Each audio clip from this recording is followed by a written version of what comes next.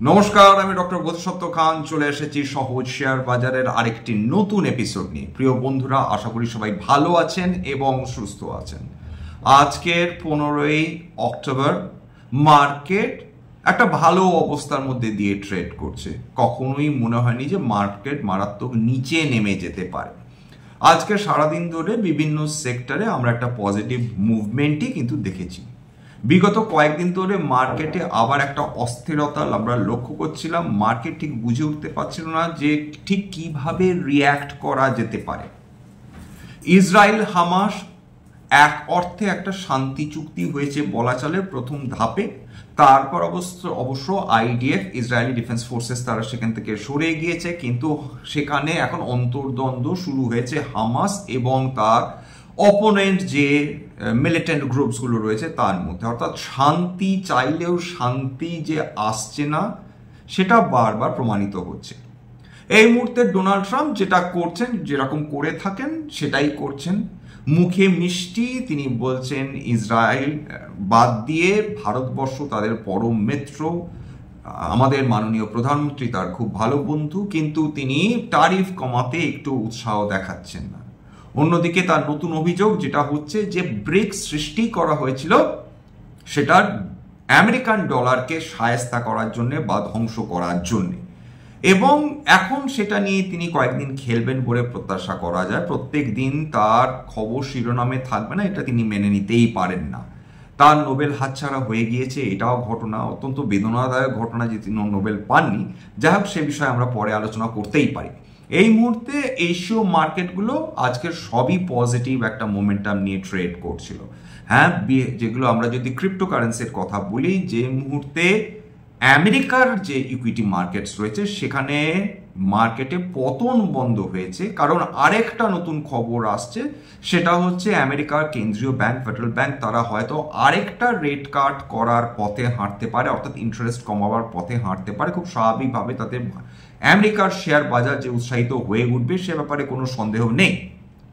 কিন্তু তার জন্য চাপ যে পড়ছে কমোডিটি মার্কেট, সেটা অস্বীকার করা যায় না। যারা রুপোর দামের দিকে নজর রেখেছেন তারা আজকে জানেন, অর্থাৎ 15ই অক্টোবর রুপো 1 কিলো ট্রেড করছে 2,07,000 টাকা। এটা কলকাতার স্পট প্রাইসের কথা বলছি। গোল্ড, সেটা আর কি বা নতুন করে বলা যেতে পারে, 24 ক্যারেট সোনা 1,34,608 টাকায় লাস্ট ট্রেড করছিল। 22 ক্যারেট ট্রেড করছিল 1,23,400 টাকা 11 পয়সা, অর্থাৎ এটা কলকাতার স্পট প্রাইসের কথা বলছি।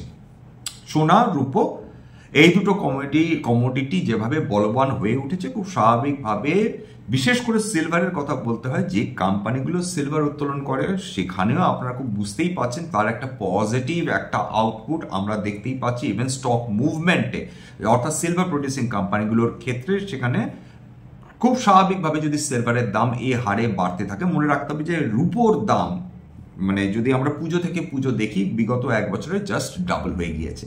সুতরাং যে কোম্পানিগুলো সিলভার প্রডিউস করছে এখানে খুব স্বাভাবিকভাবে হিন্দুস্তান জিঙ্কের নাম আসে, সেখানে আমরা ক্রমাগত উত্থান দেখেই চলেছি। আজকে যদি মার্কেটটা দেখেন, অর্থাৎ বিভিন্ন সেক্টরাল যদি ইন্ডাইসেসগুলো দেখেন, সেখানে দেখবেন প্রায় প্রত্যেকটা সেক্টরই আজকে পজিটিভে ট্রেড করছিল। বিএসসি মেটালস যদি দেখেন, এটা কিন্তু মিড মার্কেট ডেটা, আবার বলছি পরিবর্তন সাপেক্ষ পরিবর্তন হবেই। বিএসসি মেটালস লাস্ট ডেটা অনুযায়ী 1% উপর ট্রেড করছিল। এফএমসিজি প্রায় 1% কাছাকাছি উত্থান নিয়ে ট্রেড করছিল। কনজিউমার ডিউরেবলস প্রায় 1.15% উপর ট্রেড করছিল। ক্যাপিটাল গুডস 1% উপর ট্রেড করছিল। মিড ক্যাপ আজকে, মানে অর্থাৎ বিএসসি মিড ক্যাপ, সেটা 1% উপর ট্রেড করছিল। স্মল ক্যাপ আজকে 0.66%, অর্থাৎ নিফটি এবং সেন্সেক্স মোটামুটি যে লেভেলে ট্রেড করছে সেই লেভেলে স্মল ক্যাপও কিন্তু আজকে ট্রেড করেছে। এছাড়া ইনফরমেশন টেকনোলজি স্টক, সেটা প্রায় 0.6%। ব্যাংক, নিফটি ব্যাংক, সেটা 0.56% আশেপাশে ট্রেড করছিল। এবার বেশ কয়েকটা খবরের মধ্যে আপনারা নিশ্চয়ই এতদিনে জেনে গেছেন, হয়তো হজমও করে ফেলেছেন, যে টাটা মোটরস তার ডিমার্জার হয়ে গিয়েছে। প্রক্রিয়া শুরু হয়ে গেছিল 1 অক্টোবর থেকে। 14ই অক্টোবরে আমরা সেই ডিমার্জার যে যেটা এক্স ডেট সেটা আমরা দেখতে পেলাম, এবং দেখলাম যে টাটা মোটরসের ভ্যালু 40% কাছাকাছি কমে গেছে। বেশ কিছুজন মানুষ তারা অজান্তে প্যানিক করেছেন, প্যানিক করার মতন কিছু নেই। তার কারণটাই হচ্ছে ডিমার্জারের ফলে দুটো নতুন কোম্পানির সৃষ্টি হয়েছে, একটা টাটা মোটরস একটা প্যাসেঞ্জার ভেহিকলস আর একটা টাটা মোটরস কমার্শিয়াল ভেহিকলস।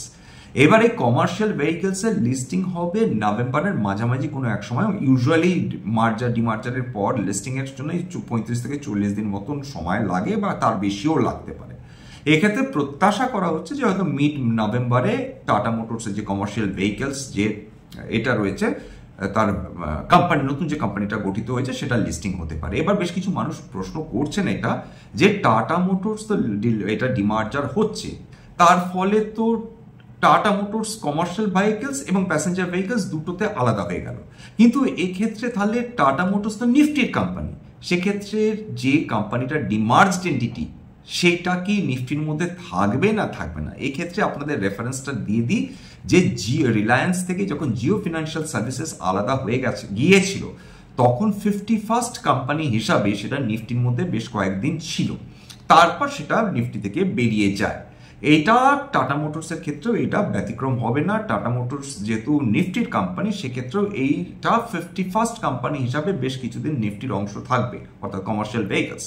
তারপর একটা কোম্পানি, সেই কোম্পানিটা সেটা এ থেকে নিফটি থেকে বেরিয়ে যাবে, এইটাই ইউজুয়ালি নিয়ম। এবার দেখা যাক কবে লিস্টিং হয়।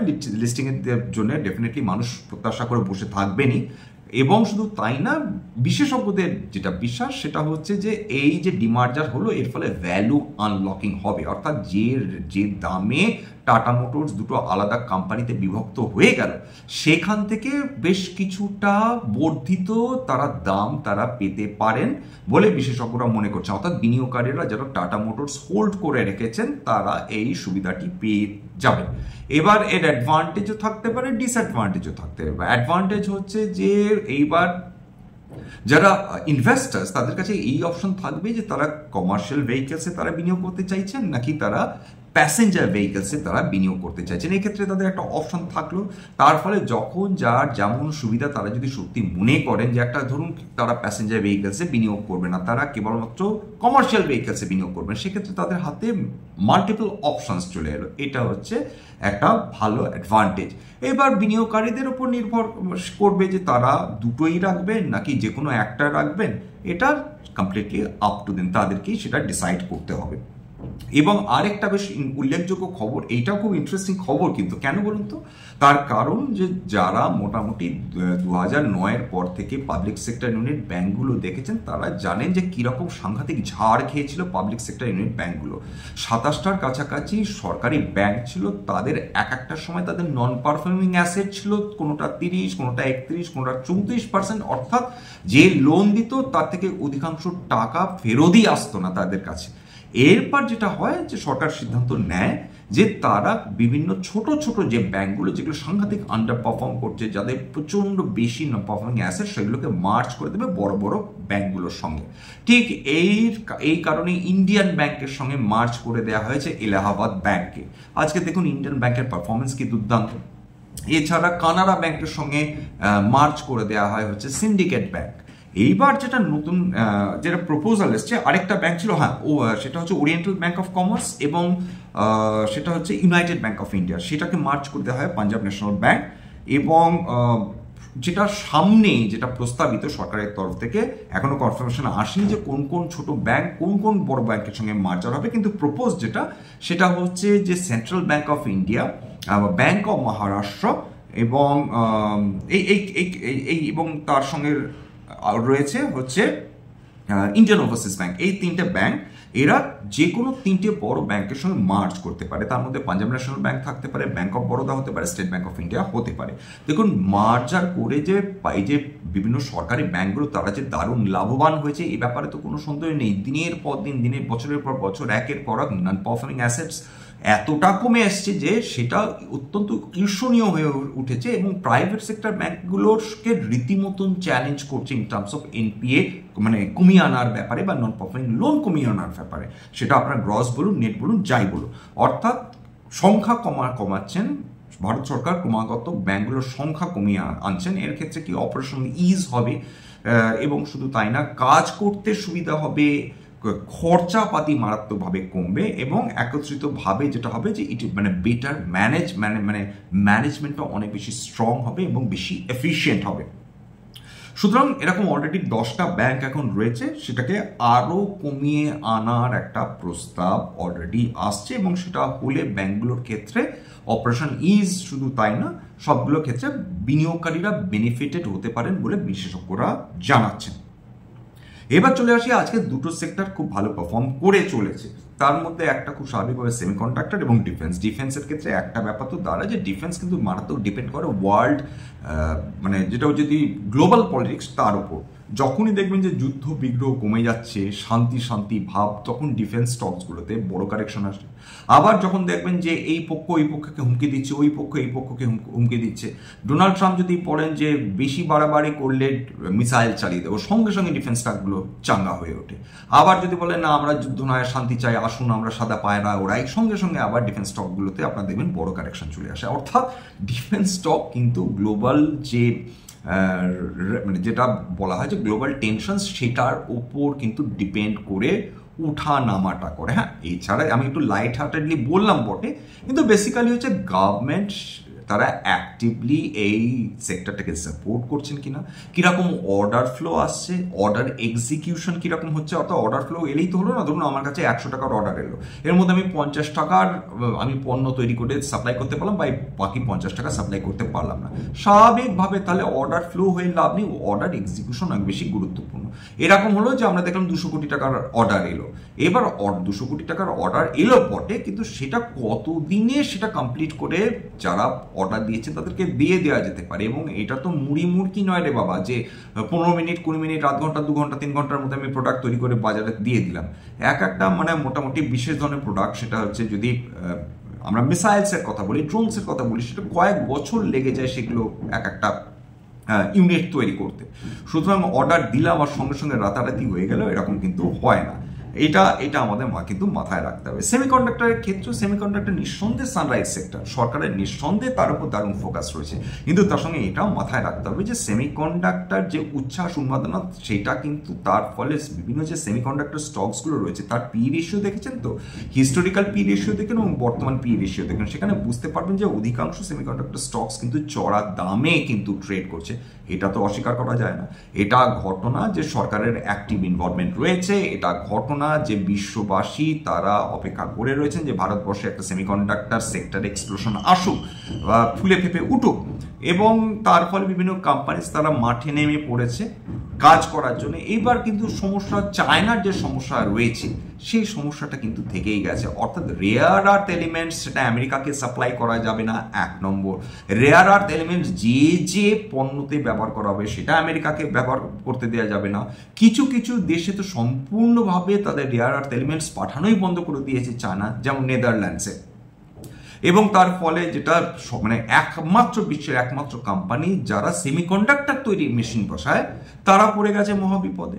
সুতরাং এই রেয়ার আর্থ এলিমেন্ট নিয়ে যতদিন সমস্যা থাকবে ততদিন কিন্তু সেমিকন্ডাক্টর কোম্পানি যে সেক্টর রয়েছে তার মধ্যে কিন্তু ভোলাটিলিটি থাকবে। একই কথা কিন্তু প্রযোজ্য ডিফেন্স সেক্টরে, কারণ ডিফেন্স সেক্টর, সেমিকন্ডাক্টর সেক্টর, এই দুটোই কিন্তু মারাত্মকভাবে ডিপেন্ডেন্ট আমাদের এই রেয়ার আর্থ এলিমেন্টস।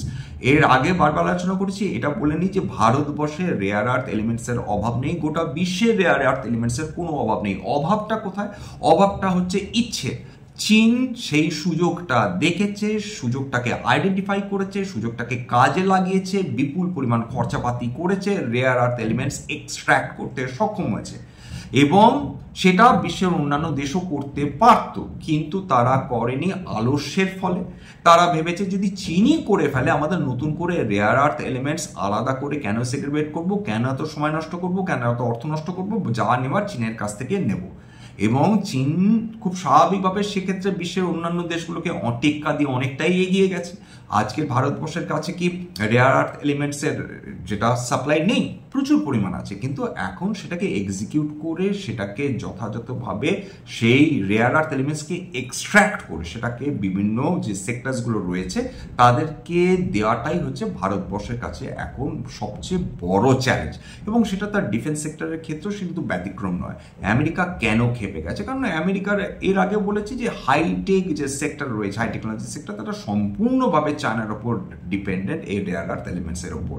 যাই হোক, আজকের মার্কেট মোরলেস পজিটিভ ছিল, এটা বলা যেতে পারে আরেকটা সেক্টর নিয়ে আলোচনা না করলেই নয়, এটা না করলে অন্যায় হবে, সেটা হচ্ছে health care sector. Health care sector বিগত কয়েক মাস ধরে দুর্দান্ত উত্থান দেখছে, ভারতবর্ষে উত্থান দেখছে। তার কারণ হেলথ কেয়ারের সঙ্গে আমাদের ভারতবর্ষের 75 লক্ষ মানুষ ডিরেক্টলি ইনভলভ, তারা কর্মরত।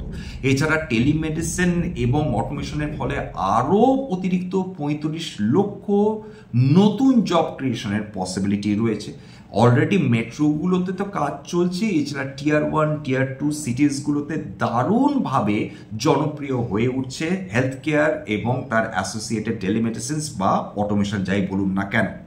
সুতরাং এখানে ভারত সরকার যদি খেয়াল করে দেখেন যে অলরেডি প্রায় $11.5 বিলিয়ন, অর্থাৎ আনুমানিক মোটামুটি প্রায় ধরে নিন প্রায় 1 লক্ষ কোটি টাকার কাছাকাছি তারা কিন্তু পাম্প করে দিয়েছে, অর্থাৎ ইউনিয়ন বাজেটে তার জন্য বরাদ্দ রেখেছে। সেটা ফুল এক্সিকিউটেড হবে কিনা সেটা পরের ব্যাপার, কিন্তু সেটা করেছে। ভবিষ্যতে হেলথ কেয়ারে আরও অর্থ ঢুকবে। তার মানে যেটা দাঁড়াচ্ছে যে হেলথ কেয়ার কিন্তু ফেলনাস সেক্টর নয়, তার অন্তর্গত বিভিন্ন কোম্পানি রয়েছে, সেগুলো নিয়মিতভাবে তারা 52 সপ্তাহে উচ্চতা ছুঁয়ে যাচ্ছে। এবং যারা বড় বড় ইনভেস্টার্স তারা প্রতিনিয়ত কিন্তু এই হেলথ সেক্টরের অন্তর্গত বিভিন্ন স্টকগুলোতে বিনিয়োগ করে রাখছে। আপনারা ইচ্ছা করলে দেখতে পারেন, বাই সেলের সিদ্ধান্ত সম্পূর্ণ আপনাদের ওপর। আজকের এখানে শেষ করছি। আজকের কয়েকটা কোম্পানি তো ভালো উত্থান দেখিয়েছে, এবং আইসিআইসিআই লোমবার্ড রয়েছে, পারসিস্টেন্ট সিস্টেমস রয়েছে, Prestige estates, IIFL finance, Godrej properties প্রভৃতি। যাই হোক, এখানে শেষ করছি। সবাই ভালো থাকুন, সুস্থ থাকুন। বিগত 2 দিন ভিডিও দিতে পারিনি কিছু ব্যক্তিগত অসুবিধার কারণে, এর জন্য ক্ষমা প্রার্থী। আজকের যেখানে শেষ করব। নমস্কার। স্ট্যান্ডার্ড ডিসক্লোজার যে কোম্পানিগুলো নিয়ে আলোচনা করলাম, হতে পারে তার মধ্যে কয়েকটা কোম্পানিতে আমার বা আমার পরিবারের বিনিয়োগ থাকলেও থাকতে পারে। ভবিষ্যতে যদি নতুন করে কিনি বা বিক্রি করি, আগামী বিজ্ঞপ্তি দিয়ে কিনতে বা বিক্রি করতে পারবো না। স্ট্যান্ডার্ড ডিসক্লেমার, এটা কেবলমাত্র একটা এডুকেশনাল চ্যানেল, বাঙালি বিনিয়োগকারীদের ইনভেস্টার অ্যাওয়ারনেসের জন্য, বৃদ্ধির জন্য। এখানে কোনো ধরনের কোনো শেয়ারের বাইসেল রিকমেন্ডেশন, সাজেশন বা অ্যাডভাইস দেওয়া হয় না। আমার কথা শুনে যদি কোনো শেয়ারের ব্যাপারে বাইসেল সিদ্ধান্ত নেন, ক্ষতির মুখোমুখি হতে পারেন। সুতরাং সবসময় একজন সেবি রেজিস্টার্ড ইনভেস্টমেন্ট অ্যাডভাইজারের পরামর্শ নেওয়ার চেষ্টা করবেন বা নিজের ডিউ ডিলিজেন্স করবেন, সেক্ষেত্রে আপনারা উপকৃত হলেও হতে পারেন। সবার শেষে যেটা বলি, যদি এই ধরনের এপিসোড আপনাদের ভালো লাগে, প্লিজ একটা লাইক দেবেন, প্লিজ সাবস্ক্রাইব করবেন, এবং যে সত্যি মনে হয় যে আমার বাঙালি ভাই বোনদের জীবনে কিছুমাত্র ভ্যালু অ্যাড করতে পেরেছি, প্লিজ নিজের গ্রুপে শেয়ার করে দেওয়ার চেষ্টা করবেন, যাতে বহু বাঙালি বিনিয়োগকারীর কাছে এই ধরনের এপিসোড পৌঁছে যায় এবং তারা উপকৃত হন। আজকের জন্য নমস্কার।